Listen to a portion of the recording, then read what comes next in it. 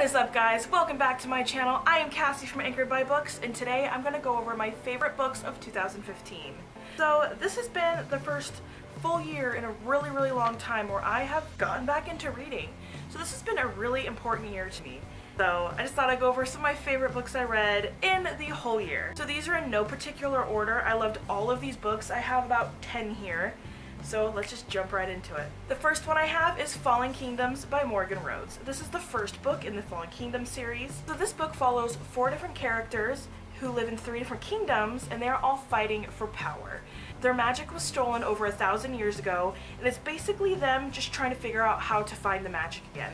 This book, I've only read the first one, is so intense. This first book is definitely a lot of world building, but all the characters in this are just so interesting. One character is a princess, the other is a sorceress, the other is just trying to impress his father, and the last one is a rebel.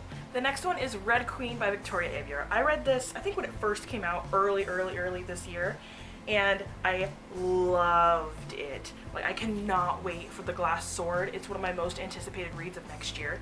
So this book follows Mare, and in this world there are silver bloods and there are red bloods. Those silver bloods are kind of the royalty, and they have like special powers, and then the red bloods are just kind of your average poor folk, I guess you could call them. And there's something a little special about Mare. She has a power, but she's a red blood.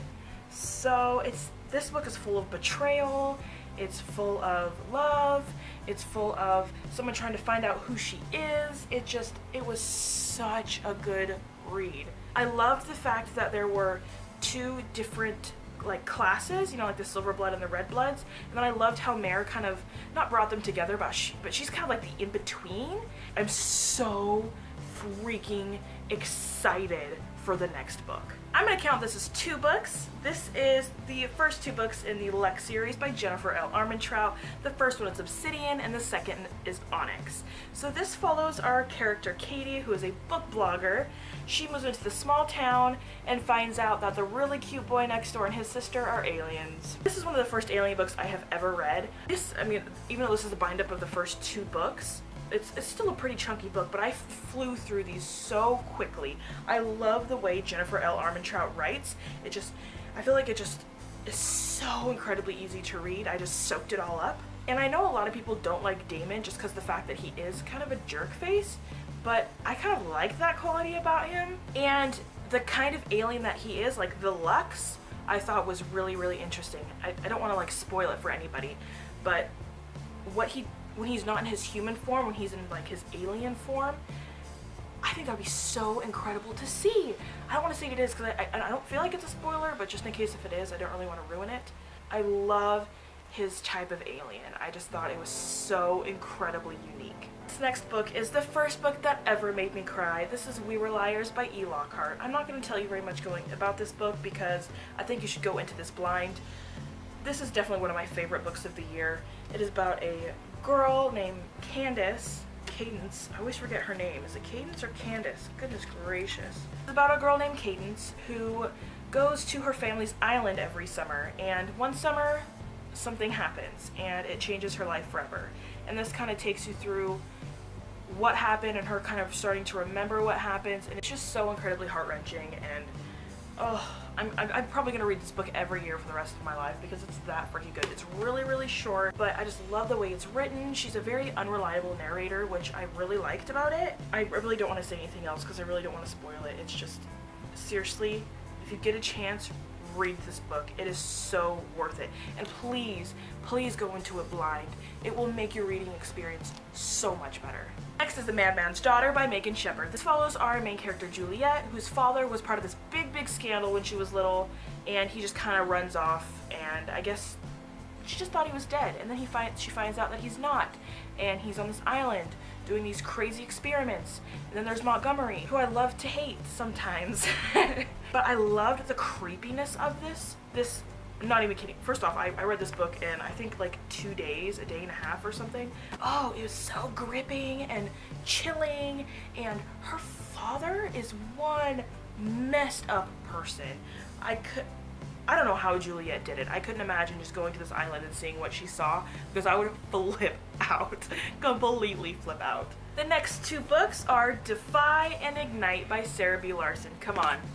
This wouldn't be one of my videos unless I mentioned the Defy trilogy, right? Defy and Ignite by Sarah B. Larson. First off, these covers are wonderful.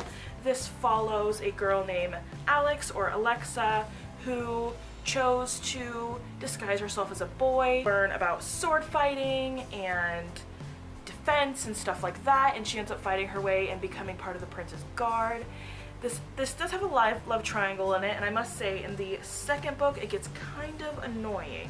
Power through it. I swear to you, it gets better, it gets better.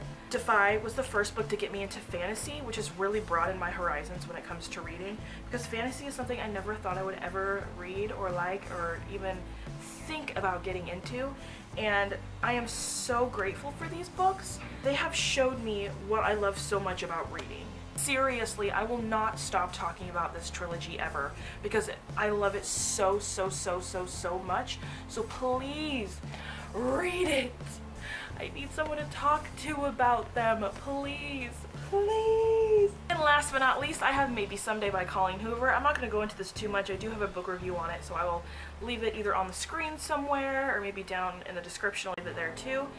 Maybe Someday by Colleen Hoover is about a girl named Sydney who finds out that her boyfriend and her best friend slash roommate have been sleeping together, and she ends up moving in with this guy named Ridge in the same apartment complex. They end up making music together, but Ridge has this very unique thing about him that really touched me, and I never thought about what Ridge has in the music industry. I don't know how to say it, but he has this really unique thing about him, but he's still able to make such beautiful music, and the way that Sydney and Ridge interact is just, I find to be so magical, and music has always been such a big influence in my life. I've never made it, I don't make music, but I listen to it, and this book really hit home for me because not only is it, you know, reading, but it's about music and about these two young people who fall in love and make music together, and it's just, it gives me all the sorts of feels. And Ridge, I think, was my first fictional boyfriend and will always be my first fictional boyfriend. So I just realized that I forgot to mention one of my newest favorite books of the year, which was Fangirl by Rainbow Rowell.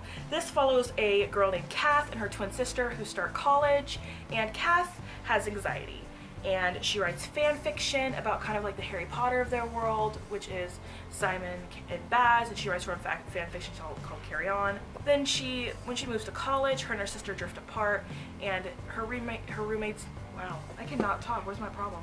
Her roommate's name is Reagan, and Reagan hangs out with this guy named Levi, and it is just so good. I love the whole Kath trying to find out who she is, that it's okay for her to be her own individual person and not have to always be with her sister, and I love how Kath just grows in this book. I absolutely love it. So this book has, I did not expect to like this book, and I absolutely loved it. Absolutely loved it. That is it for this video, guys. I hope you liked it. If you did, do not forget to hit that like button, hit subscribe, and I'll see you next time.